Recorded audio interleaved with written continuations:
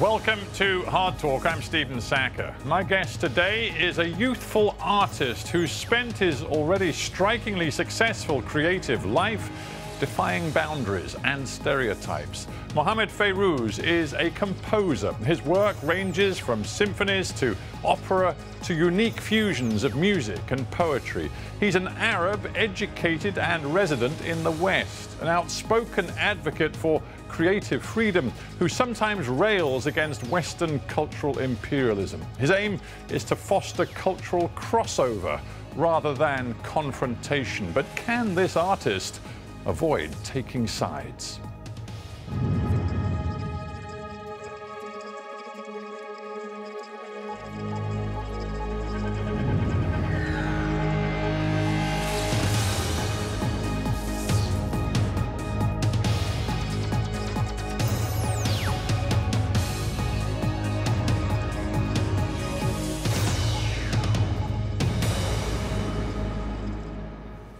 Mohammed Fairouz, welcome to Hard Talk. It's great to be here, Stephen. I want to talk about your musical inheritance. Arab parents, but a lot of your schooling and residential life in the US and some of it in the UK. In terms of the tradition, which is the bedrock for your own music, would you say it's Western or it's Arab? Well, the truthful answer to that question is that it's much more of a mess than that, and it's always been. I mean, music has no respect for borders. Sound has no respect for walls. I mean, you go to Jerusalem and you hear the bells from the Church of the Holy Sepulchre interweave with the shofar from the Wailing Wall and the azan from the mosque, and they intermingle, and they don't respect the boundaries that seem to, cause so many people so much strife and anger. Put it this way, some people talk about, people who speak many languages, they talk about the language they dream in. Yeah. Do you have a sort of musical language that is your instinctive first language? Yeah, I think that that is where music is particularly special, Stephen. I think that's where it bypasses all of that. Because you can't have figurative representation. I can't paint a fork in music. It sort of just gets past that and goes directly to the things that are truly universal about human beings: the rhythm, the beating of the heart, the the pace, the human voice, all of these things. It's energy. So you can't have a monopoly on energy or on sound, and they've mixed, for thousands of years. So I think if I'm to be honest and genuine in answering that question, because of what I know. I know how much of a mess it is. Yeah, so I love the idea of it being a mess. It's a very frank answer, but put it this way. Yeah. You've been to some very formalized musical schools. You've done the conservatoire thing in the United States. Yes. You've also been to Aleppo and worked with some of the most rigorous classical Arab musicians. Right. When you say to them, you know what, I'm a bit of a fusion kid, I'm a bit of a mess and I'm taking influences from all over, do they say, oh, well, you can't do that because you're not respecting the integrity of our tradition? Well, I think that actually when I went to the conservatory, what was really fascinating is walking into a music history course, right? And you sort of start with the Greeks and you then skip over. There's sort of a blind spot. And then you're at the Middle Ages with Hildegard von Bingen and so on. And you don't really touch on any non-Western music, right? So you actually literally have a book called The Norton Anthology of Western Music, right? But then when you go to Aleppo, what you discover is that a lot of this stuff from Hildegard and Mozart and Bach and Haydn came from another civilization and it intermingled, okay? I mean, and vice versa. So you actually find people saying more often than, well, we wish you would respect this more, you find people saying, wow, we recognize that. We sang that, or something like that. That's one of our lullabies. That's one of the things we use to march people off to war, to serenade our loved ones, or, whatever. So when you've obviously written symphonies and they've been highly acclaimed. You've written operas as well. Both of those are words that we associate very much with the classical music tradition. When people introduce you as a classical composer, what's your response? I'm alive. I'm not a classical. I mean, Mozart was a classical composer. This is a period that's sort of late 18th, early 19th century. and I'm not that old. You said, and this is something that intrigues me, you said, well, I can get off a plane and hear Punjabi music, for example, 1 minute, and then go to a club and I'm going to hear Beyonce or Lady Gaga, and then I might listen to a band in Beirut. And if I still sounded like Mozart after all of that, it would be kind of weird. So how far can you take this fusion approach? I think as far as it's always been taken, I really think that the Never the Twain Shall Meet approach is quite new. I think people have been exchanging ideas creatively for centuries, millennia. And every Renaissance has been defined by the creative sharing of ideas, by the breaking down of boundaries and walls, and people coming together and discovering what they have in common, and actually mitigating one another's weaknesses and amplifying each other's strengths. To give everybody a sense of how you do this and what the end result looks like and sounds like, let's play a clip now. And this is a fascinating performance by an Indian dancer, Shakti Mohan, using your music. So let's have a look at it.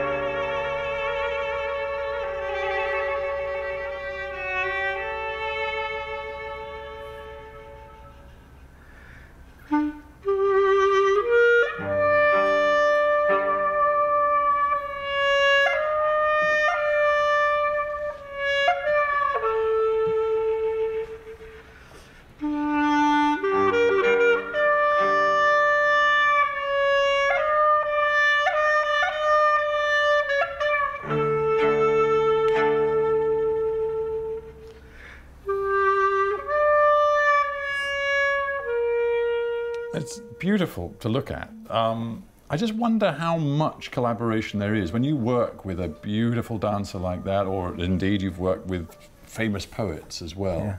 Yeah. How deep do you dig in that collaboration? Well, I have to admit that was, this was filmed, this dancer with this collaboration with Shakti was filmed well before, way before we imagined that Donald Trump would ever be our president, but it was, proposed to me in a reality TV fashion that made me sort of very suspicious. And what the BBC said when they wanted to do this was, you have 5 days to make a new piece from scratch. Don't prepare anything. You have 5 days, right? 5 days to create a new piece. And I said, that's impossible. We're not gonna, I've never met the woman. She's never been to New York. She was flown in from India to New York. And not only was there this Bollywood dance tradition that had thousands of years of baggage and history that I, sort of didn't know much about. There was also David Krakauer, the clarinetist, was bringing a Jewish klezmer tradition. Which you could hear. You can hear in that clip. And what's fascinating about that is that when you go to those Eastern European villages where those people are no longer there, for the Holocaust or whatever, I mean, they left the country or they're dead, right? Or they were killed. The ideas were not killed. You still hear those sounds in those villages. I mean, it's impossible to kill that energy. It's impossible to kill an idea, even though you can kill people. And so there was that. And then there was this very rigorous sort of classical, stodgy thing of the string quartet. So there were so many elements coming together. And what was magical about this is that it worked. It worked. It's like we could have not spoken the same language, and yet the fluidity of the human body, the universality of what she was doing, she understood the rhythm. I mean, these were things that were just, there were things that were just beyond the need to translate. And it worked. We did it in 5 days. And I think that is sort of a control experiment of sorts. It's proof that, it's really interesting. Let's switch focus a little bit, because you talk with such passion about how you can find common ground with an artist like her, whom you've never met before. Yeah. Really, really pure collaboration in artistic terms. But a lot of your work, it seems to me, a lot of the recent work, has had a much more sort of real-world political edge to it as well. So to what extent these days do you, as an Arab American, feel that you need to sort of use your art to explore politics? Well, I think that it's just a statecraft, interest in statecraft and diplomacy and politics has been something that has defined my work for many, many years. And I think that when a politician comes on this show, they're basically coming to sell something, and they're asking people to give them something, power, right? And an artist is doing something that's very different from that. They are offering ideas and insight into the internal human, condition. And then societies are human beings multiplied, right? Magnified. Offering ideas or actually delivering polemics and very specific critiques? Because, just looking at recent things you've done, like The Dictator's Wife that you put on in Washington, D.C. just before the Trump inauguration, right. It seemed to be a very direct message about authoritarian corruption that might be taken as your feeling, worry about Donald Trump coming to the White House. Well, of course, but I do think that the thing about this is, Kennedy had a great way of putting this. I mean, if Donald Trump was in the White House during the Cuban Missile Crisis, I probably would never have been born. I mean, the temperance, the idea of sort of understanding that power has its limitations, that wielding power has its limitations, and indeed Kennedy did say, where power leads man to corruption, poetry reminds us of our limitations. Where power corrupts, poetry cleanses. And there is a very special sort of accountability that artists can hold people in power to. And do you think your consciousness is very much affected by being an Arab American in an era where, as we know, Donald Trump in particular, with his travel ban on certain Muslim countries in particular, appears to associate Muslims, and this is my words, not his, but he appears to associate Muslims from particular countries with terrorism. And I wonder how that, as an American citizen, makes you feel. Well, I should say, I really, I'd like to sort of emphasize that I don't really think, I think Donald Trump represents something that is an outgrowth of at least 16 years of decline in one of our political parties in the United States that has just refused to participate in the democratic process, the Republican Party. And I think that as far as his views on Muslims are concerned, I think this cuts to the heart of what we would call a clash of civilizations. This is the reason why I don't think a clash of civilizations is happening. It's not happening. Sadiq Khan, the mayor of London, was marching in pride, okay? And he probably shares a lot of views with Angela Merkel on, treating people with dignity and, basically being inclusive. And, these are global cities. You don't want to set billions of people against and insist that you're like, I am your enemy. I insist that I am your enemy. That is a destructive, incendiary outlook. I'm going to stop you because, again, I think it's so helpful to have a representation both in sound and vision of the work you've been doing recently. So you, in the Netherlands, recently put on a show, an opera, The New Prince, which clearly played with images of US politics, including a character appeared to be based on Donald Trump. So let's have a quick look at that now. Preventing us from living. You have tried preventing us from living.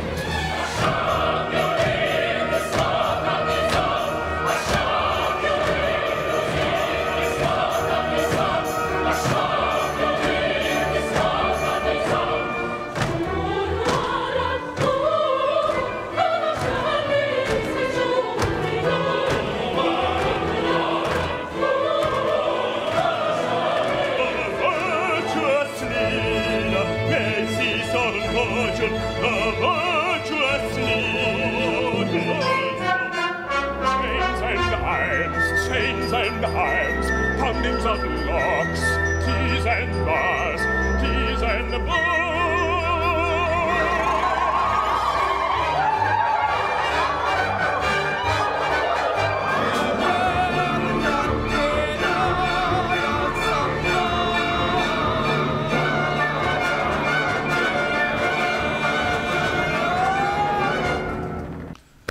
There's so many arresting images there, I almost don't know where to begin. But one thing strikes me. You have put on different forms of music, particularly operas, which clearly carry with them a critique of political power, but particularly, it seems to me, Western exercise of political power. But the one thing you appear to have avoided in your artistic career is anything that really clearly takes on, confronts and criticizes the Arab world, the homeland of your parents.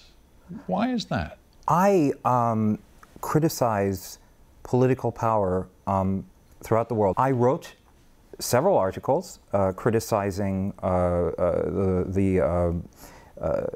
several Arab governments. I have been vocal in my critique. What I do think is that the West and the Arab world can help each other if they approach each other in a more genuine way.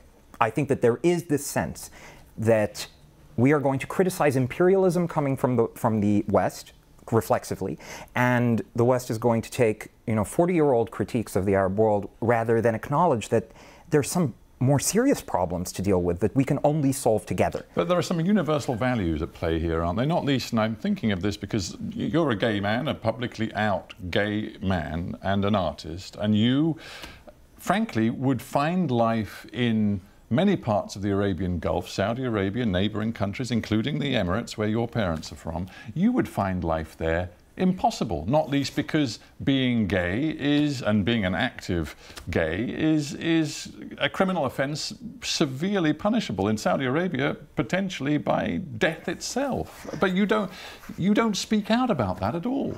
I have spoken out about sexual repression in Middle Eastern countries and in Western countries. Well, what you've really spoken out, if I may interrupt for just a second, you've criticised repeatedly Human Rights Watch, Amnesty International, for what you appear to regard as their culturally arrogant condemnations of the Arabian Gulf countries, for example, on the basis that you say they are approaching this with a completely Western, non-nuanced understanding of sexuality in the Arab world, but I don't really get that. I don't really think that they are approaching it with a completely Western, or what I think that they're approaching it with is with a non-inclusive point of view that doesn't take into consideration, I mean, you define me as a gay man, I don't really identify like in that way. There are a lot of... What do you mean by that? There are really no Arabic words for gay or straight.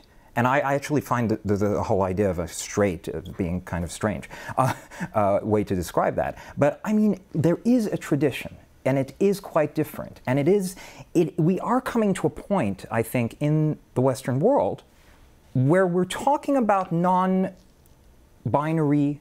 definitions of sexuality, okay? We're talking about fluidity in sexuality.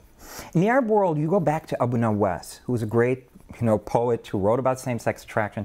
You have thousands of years of tradition in this form. There are a lot of people in the Arab world who would like to identify with the tradition that they belong to and enjoy equal rights with their fellow citizens.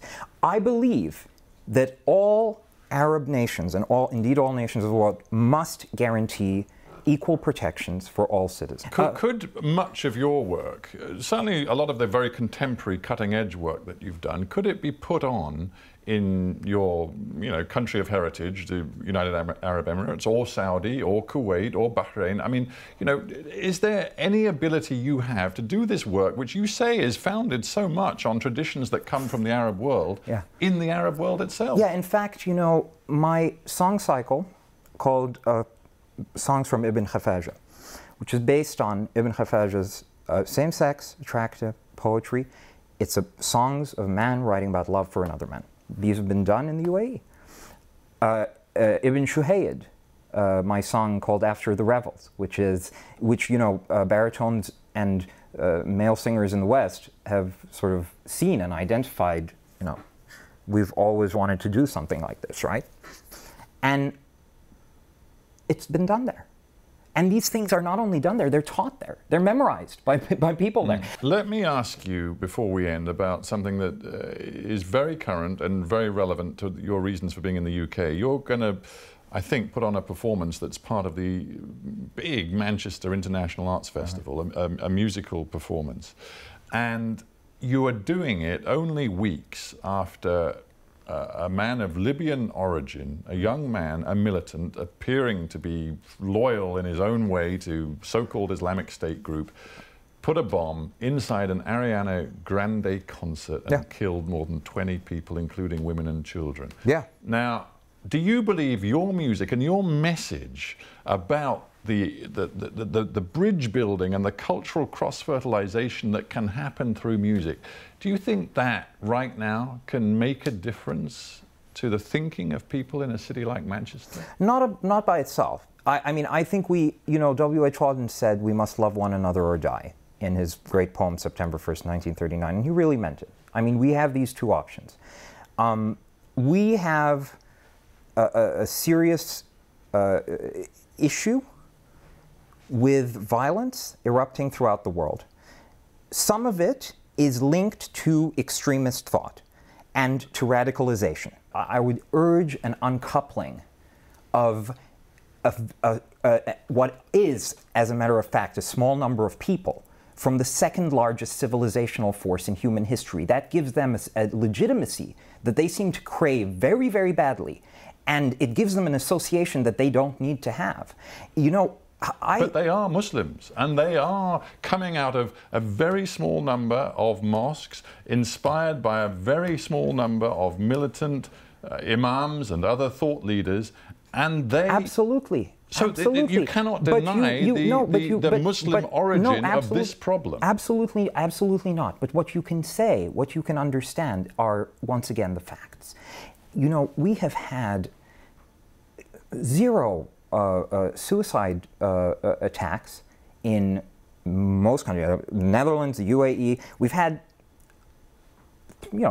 just under 3,000 people die of suicide attacks between 1982 and 2015 in the United States, right?